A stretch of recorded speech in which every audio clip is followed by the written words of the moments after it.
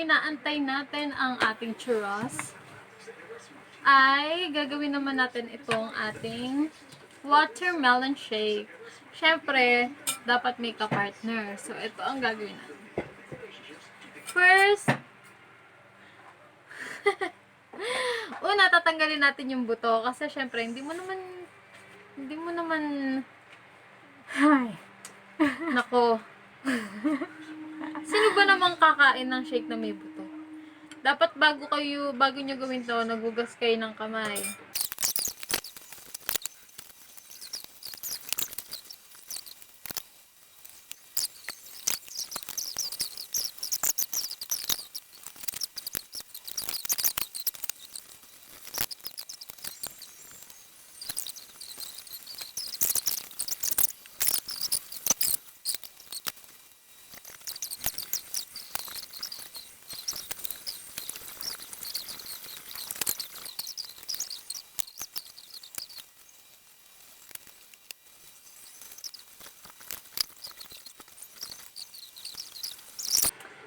So, eto na guys. Ubus na siya. And, syempre, ang watermelon ay May water. may water. Kaya, isasalin din natin yung katas niya dito. Wee! Wow. Tapos, let's make said-said. Oh my God, guys.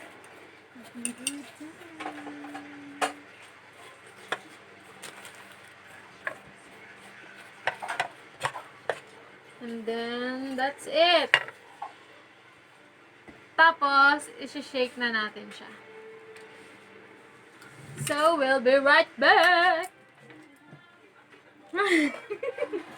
So, we're back again for another video. So, tapos na kami sa churros. Hindi pa lang namin napipicturean ng maayos. Pero mamaya na yun. Isusunod na muna natin ang ating watermelon milkshake. Kasi lalagyan natin siya ng milk. So, ang mga kailangan nating ingredients ay watermelon, sugar, ice, Alaska Evap. yes naman, recommended talaga to, Alaska Evap. Hindi katulad ng iba dyan. So, gagawin natin siyang by part since maliit ang ating blender. Yan na ang tunay na blender. So, lagay lang. So, ayun, ibe-blender na natin ngayon. Ibe-blend muna natin bago natin samahan ng iba pang ano. Iba pang kung ano-ano. Tapos, lagyan natin ng ice. I don't know. Ito siguro. Sabi ko nga ito. I don't know.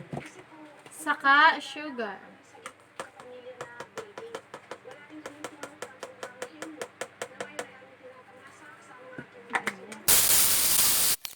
And then, isasali natin siya sa ating pichel.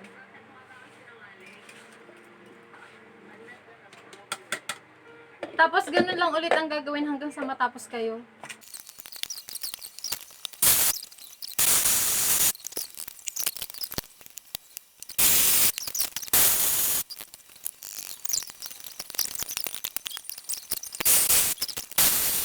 So, eto na ang ating watermelon shake.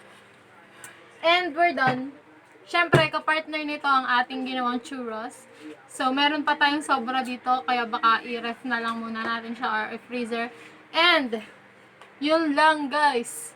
Don't forget to like, Share. subscribe, and click the notification button for more